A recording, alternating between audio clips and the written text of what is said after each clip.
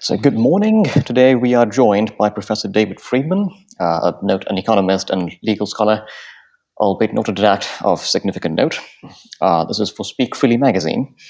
So I should like to begin by asking you, so we live in an age of increasing unfreedom, so that the rather silly tariff thing of Donald Trump, the attacks on civil liberties in various parts of the globe, war in the Ukraine and in South Sudan and in Gaza. So what is the individual liberal to do? So there are those that lack the voice and the reach, and in some sort of infamy that you might have, there are those that lack resources, that, like, say, the organizer of this conference. The median public liberal, the median public believer in freedom, would appear to have no choice but to grin and bear it. So what are we to do? Well, you can try to make arguments. You can try to elect people who are less bad. And I must say, in the last presidential election in the U.S., I did not vote for either of the major party candidates. I thought it was a choice between two different kinds of bad outcomes. But sometimes you have some choice. But mostly you can just live your own life and, try to interact with people peacefully and try to make arguments and see if you can explain to people why what's happening is wrong and so forth. But I mean, we've never been at a time when any single individual could control the world. That's not possible, obviously. Indeed. On the topic of voting, and both parties, both candidates seeming, two versions of the same evil, if you will.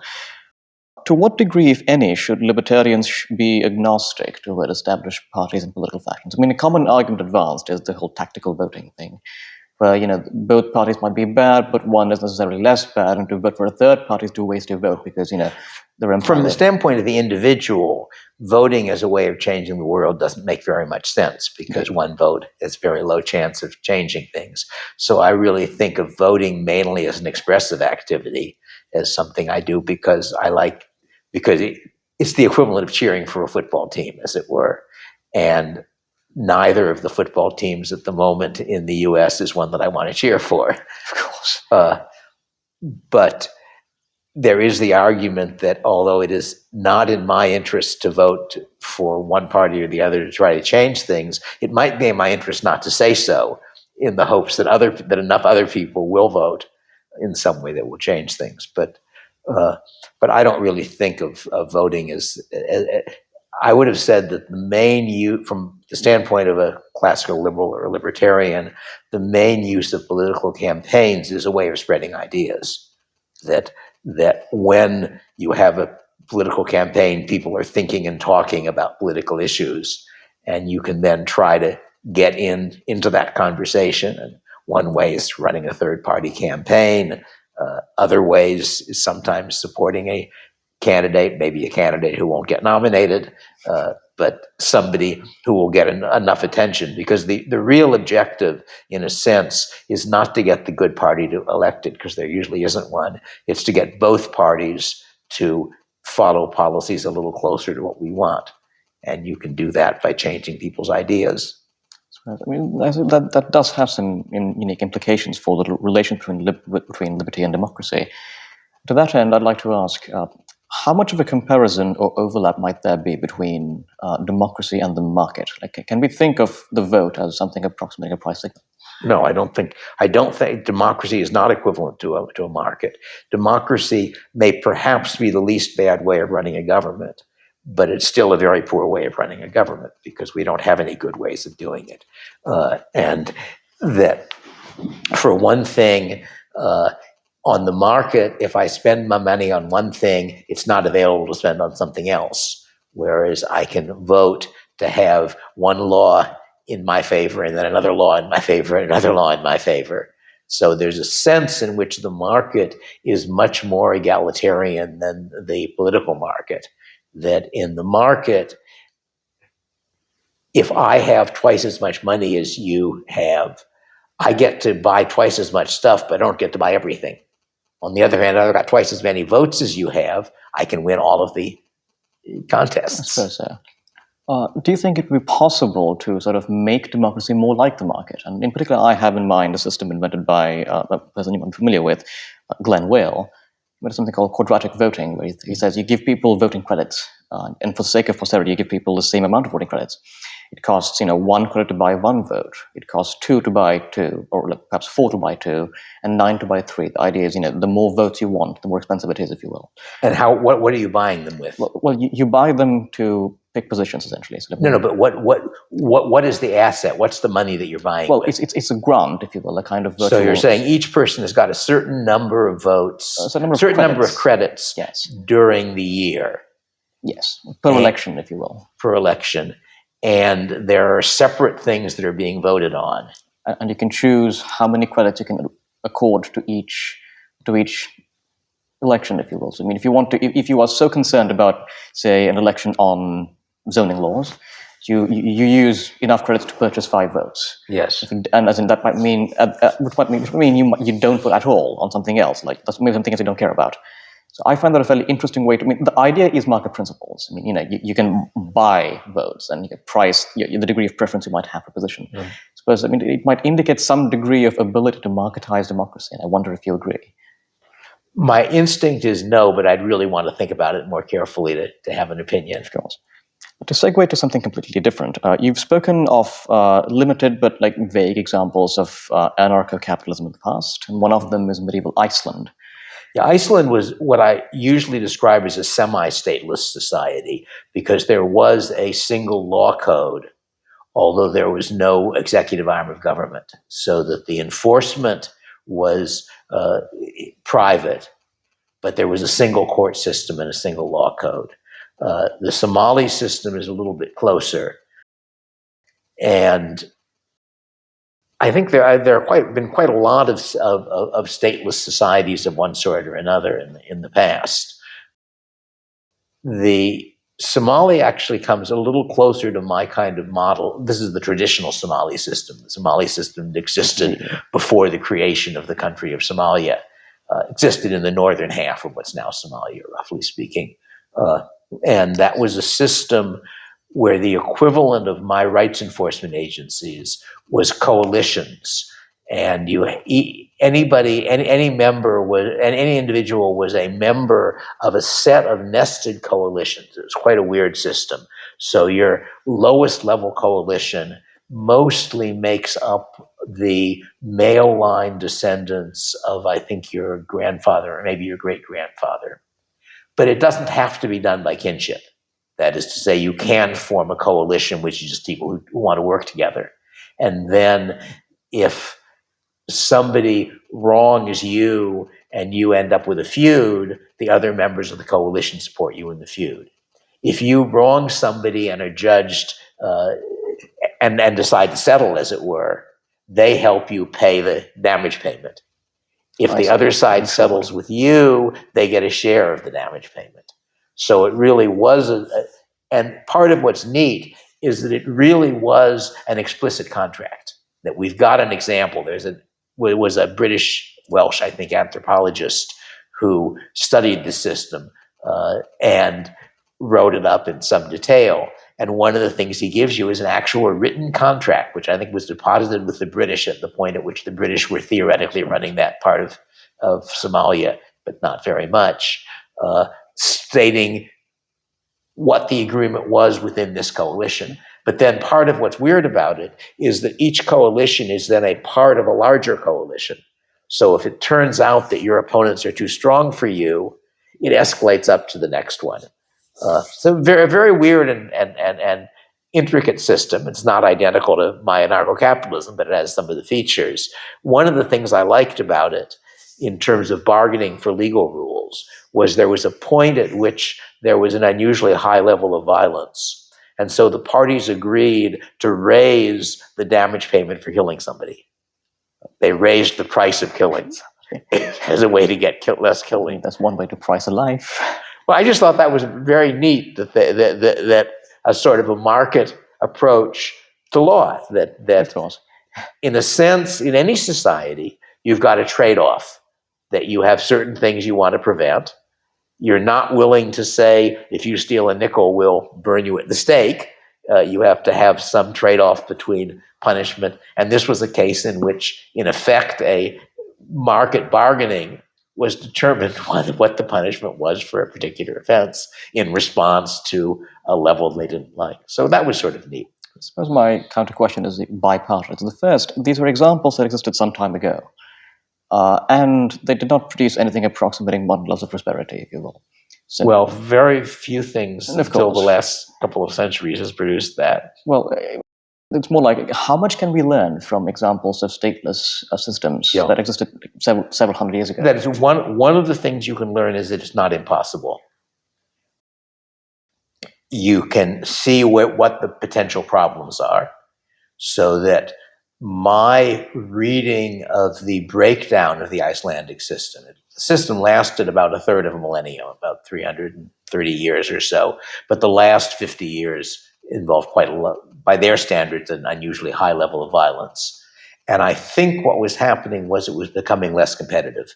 That is to say, you had a set of Gothar, which is usually mistranslated as chieftains, who, again, they were sort of like my rights enforcement agencies, in the sense that any individual Icelander chose to be the thingman of one of the Gothar, but he could choose among them, and then had certain that determined where he fitted into the legal system.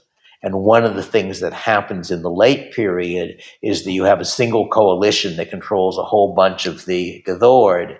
So there are really, instead of 40 players, there are like 3 players, 4 players. And I think that's a situation where it becomes less stable. So that would be one example where one of the issues that I discussed in Machinery of Freedom, at least in the 3rd edition, is the risk of cartelization. The fact that if you have a small number of rights enforcement agencies, they may get together and reinvent government, in effect. And on the grounds that stealing is more profitable than selling in a competitive market. And that's partly inspired by what actually happened in Iceland. So that's relevant. But there's a good deal of stateless law even in the modern world. Ellickson has got a book that's about the system of private norms in Shasta County, California, which is maybe a couple of hours from where I live. And certain issues are settled by non-state mechanisms. And as he describes it, one of the reasons that the state doesn't get involved is that one of the strong norms is that neighbors don't sue each other. And therefore, if you try to bring in the official legal system, you have already violated the rules of the unofficial legal system. And since the unofficial legal system has its own enforcement mechanisms, that usually doesn't pay you to do. So that would be an example. The Romani have a sort of a stateless system, along with various other things going on. In particular, the Roman Shal, the British Romani, I like to describe the sort of modern British Romani as a primitive version of the Saga Icelandic system of 1,000 years earlier, in that it's sort of the same underlying logic, but with a lot less structure. So you have examples, I think, of elements. And of course, if you think about it, a lot of what's going on in ordinary modern society is really stateless law enforcement. If you think about, why do firms mostly not cheat their customers? That there are lots of contexts online where I am in effect given a long contract that I'm asked to sign, and I don't read it. And I suspect almost nobody reads it. And the contract is theoretically what protects me. What really protects me is that this is somebody who wants my business, that if they cheat me in one transaction, I'm not going to go back to them. And you therefore have, in effect, a reputational market. You have a fairly explicit reputational market with eBay. I don't know if you've used eBay, but eBay is set up so that when you make a transaction, you get to report on whether you were satisfied with the behavior of the other party. And when you want to make a transaction with somebody, you can observe what his rating was. Of course. How many people thought that he behaved badly in the past. So that is a private, stateless law enforcement system that we've got running sort of quietly right around us. On a somewhat tangential note, this is a bipartite question, really. So it would appear to me that there are some things that are good for the human race that require scale. So things like scientific research or nuclear power plants or infrastructure generally, that require significant scale, like capacity on the part of some central authority. Why does it have to be a central authority? Well, I mean, that's going to be my question. Like, do you admit that we have seen significant leaps in the human standard of living? But it's not at all clear that they came from. There's a British researcher, and I'm now forgetting his name, but his book, I think, is called The Laws of Scientific Research or something close to that. And he argues that if you actually look at the history, there are various points in when some particular scientific area suddenly gets funded a lot. And that does not correlate with progress. I suppose the exact example I had in mind was perhaps a very crude one, which is that for hundreds of years, Germany was a collection of city-states. And that produced a degree of competition and literary output, I suppose. But like, it was only after Imperial Germany, the unification, that you got the leaps in natural science, and the 1/3 of Nobel Prizes going to German scientists, because thanks to the Humboldtian research university model of government-university partnership. From that, I wondered if that kind of scale and that kind of bigness, if you will, was necessary for advancement and innovation. You seem to think otherwise, that a confederation of very small scientists could in fact produce that much or even more innovation. So if so, why would you think that? One of the problems that we observe at present with large-scale government subsidy to research is that when you have a single funder, you tend to get orthodoxies. You tend to get a situation where once it's sort of established what's the official view that the senior people have, you don't get funded if you don't support that view. And the particular one that I've been involved in the last decade or so has to do with climate research. And I think I can show that the branch of it that deals with consequences, I don't really have an opinion about the research on what the climate change is going to be. What I've looked at fairly carefully is what are the consequences for human beings of the projected changes. And I think it is clear that that is a very badly biased field, that you get journal articles published in respectable places that are clearly dishonest. That is to say, if you read them my standard example of this is an article, I think in Nature, which is trying to estimate the cost of CO2. They are calculating it over 300 years, and the implicit assumption is no progress in medicine. Roughly half their cost comes from increased mortality due to warming. To begin with, any estimate of that is not very reliable because it's a very hard problem, given that warming both reduces cold mortality and increases heat mortality. But in particular, one of the things that surely mortality from temperature depends on is the state of medicine. And they are taking data from the recent past and applying it for 300 years. Well, 3 centuries, a little less than that, is 275 years roughly at this point. And that particular article spends a paragraph or two at the end on reasons why their estimate might be too low. They say nothing at all about the reasons why their estimate, why you can be reasonably sure that half their estimate is at least 2 or 3 times too high. They not only are not neglecting medical progress, not allowing for it, they're not allowing for the effect of rising income. Richer people have air conditioning and better heating and don't have to go out in bad weather and so forth. So that they have a model in which at the end of the period, per capita GNP is up about 11 times what it now is. But they assume that that has no effect on the vulnerability to temperature.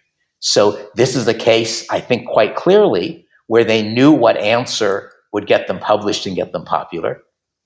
And And I think this is not uncommon, that there have been a fair number of cases where you had a scientific claim which was very widely supported with very poor reasons. One of these that I first got into like more than 50 years ago was the issue of population growth. And it was the same issue, because what I was questioning was not the projections of population, but the claims about the effect of population growth. And just as with climate change, what was going on was that you had a change which had both positive and negative effects. Because the orthodox position was that the net effect was negative, people looked at the negative effects and made generous estimates of them and mostly ignored the positive effects and then said, look, it's terrible. And that's a case in which we know they were wrong, because the orthodoxy of about the late 1960s, maybe before that. It's the famous Paul Ehrlich bet. Well, yes. That is Ehrlich's projection that there would be mass famine in the 70s. It's a little unfair, because although that was within the range of what was considered sort of respectable, it was at one end of the range. But the orthodox position, what everybody respectable agreed about, was that population change would make poor countries much poorer. Well, poor countries continued to increase their population. The amount of extreme poverty dropped drastically, if you look at the graphs. The per capita consumption, calories per capita went up. So that was the case where you had sort of a respectable orthodoxy, which turned out to be completely wrong. And I think a minor case of that, which you're not old enough to remember, but I am, is that on the question of saturated fats for heart disease, the view was pushed pretty seriously that you should use margarine instead of butter, because butter had saturated fat. It turns out that the margarine they were using at the time, which was hydrogenated vegetable oil, consists of trans fats, which turn out to be much worse for you than saturated fats. So that was a case where there was an orthodoxy that everybody sort of, and I don't know how many people it killed, but it killed quite a lot of people. So in general, it seems to me that having a situation which there's one source of funds, which is mainly responsible for some area of scientific research, tends to corrupt the project. And especially corrupts it if the conclusions have any political implications, because then each side wants to get control of it and use it to establish what they want. Gordon Tullock in the 1970s published, I think, a collection of essays titled Exploration of the Theory of Anarchy. It's been republished recently under an anthology title, I think, Anarchy, State, Public Choice. And in his essay, which is just entitled Anarchy, in that essay, he points to the end of the Roman Empire. We had effective private provision of security and some basic public services. And he points out that the providers of the services became the feudal lords of the medieval era. And per capita income went up, went on, at least population. If you look at the population figures, it's striking the difference between the sort of popular image and what the population data show. I take population growth in poor societies, which means everybody until the last couple of 100 years, as a rough proxy for income. And if you look at it, the population is falling in the late Roman period. Yes. It reaches its bottom, if I remember correctly, something like 500 or 600 AD, and it then starts back up. And I think I'm doing this by memory, so I've probably got my details right, but something like 800, it reaches the Roman maximum and keeps going up. Goes up slowly by modern standards. That is, you're talking about, a fraction of a percent a year, not the kind of growth rates that we get in modern societies, because they were very poor societies. But so far as I can tell, the high Middle Ages were probably richer than the Roman Empire. Okay, so you reject the narrative of the medieval era being 1,000 years of stagnation. Being what? 1,000 years of stagnation. Yeah, that's nonsense. I don't think anybody takes that. The medieval historians don't call it the Dark Ages. No. And the original reason, I think, for calling it the Dark Ages was not that things were terrible, but we didn't know much about it. We don't have the kind of good sources that we had before and after. Yeah. So I don't think it's all clear that now an interesting comparison would be the Byzantine Empire versus the feudal West, and I don't know if anybody has done a good because certainly the Byzantine Empire could look very impressive because they were funneling the resources into the center, but that means they're funneling them out of other places, and it's not necessarily a good thing. I think we tend to overestimate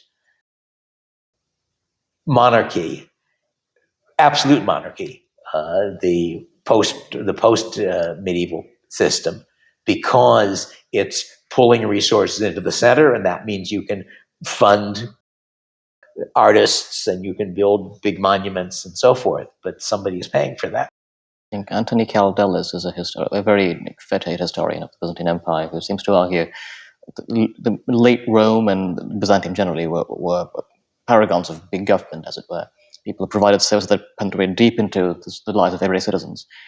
He contrasts that in a very recent book of his called The New Roman Empire with the medieval period in the West.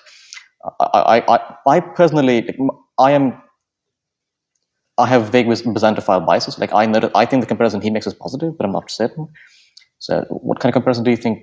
Do you think it is possible to contrast that kind of centralization and provision favorably? I don't know, and I don't know enough about. I have guesses, but I don't really know enough about it. In particular, I don't know how good our Byzantine population figures are.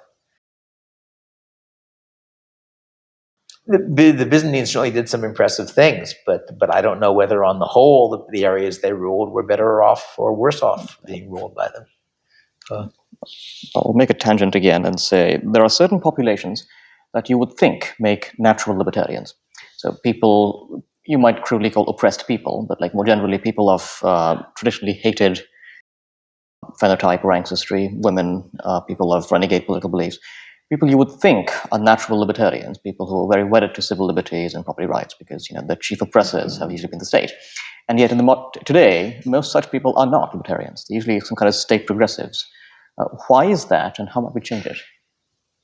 I don't know.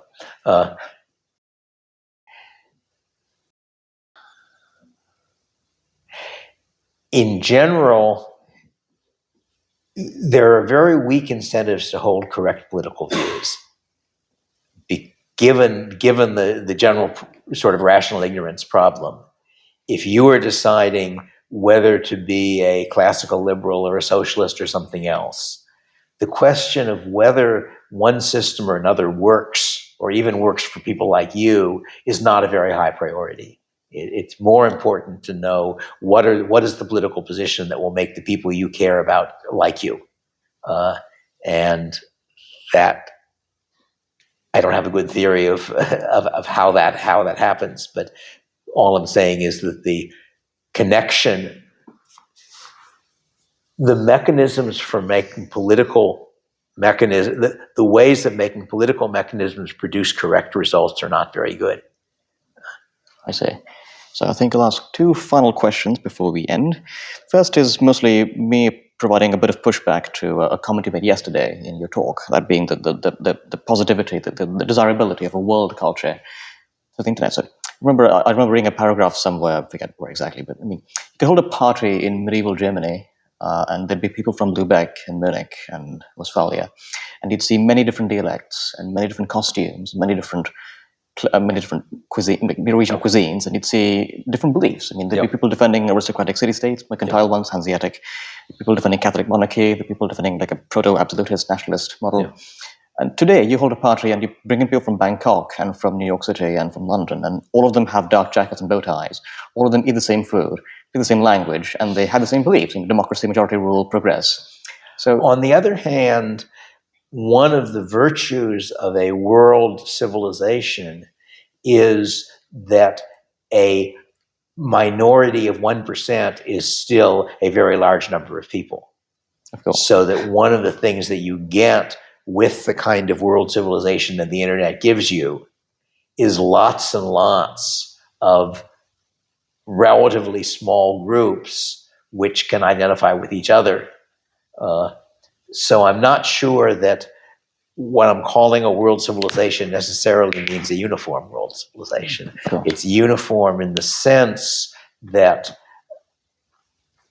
everybody on the internet almost speaks English, or at least can read and write English. But I don't think it's uniform in the sense that they necessarily have the same beliefs. And I suspect, I don't know, it'd be interesting to know whether small heretical religious groups, people like the Mormons, or the original Mormons, and the Seventh-day Adventists and things like that, have become more or less common over the last century. I just don't know. I'll end by inviting a degree of hope, hopefully. So how optimistic are you about the future of liberty globally? I'm naturally an optimist, but as a theorist, I am neither an optimist nor a pessimist. That I think generally things are going in all directions at once, and I can't tell whether the good parts, I mean, it's true even of Trump, that there is the optimistic view, which is that his attempt to reduce the size of government is going to matter, and that the Department of Education is going to get abolished, which would be a fine thing, and a bunch of other things, and that the tariffs will be a flash in the pan, and his attempt to kick all of the illegal immigrants out of the U.S. is going to eventually clog up because there are just too many people and you can't do it. That'd be the optimistic view, that the good parts of what he's doing will survive and the bad parts won't. And the pessimistic view is the other way around. And then the two other pessimistic views are the view that Tom Palmer has, which is that Trump will, in effect, succeed in establishing a dictatorship in the U.S., which I think is quite unlikely, but I could be wrong. And the view in the other direction, which is that Trump will make himself so unpopular that the Democrats will come back with even more votes, and we will get even more increase in size of government and government regulation and so forth. So there are optimistic and pessimistic futures, and I can't judge among them. Well, I suppose we might end on that note. Thank you very much for granting us your time.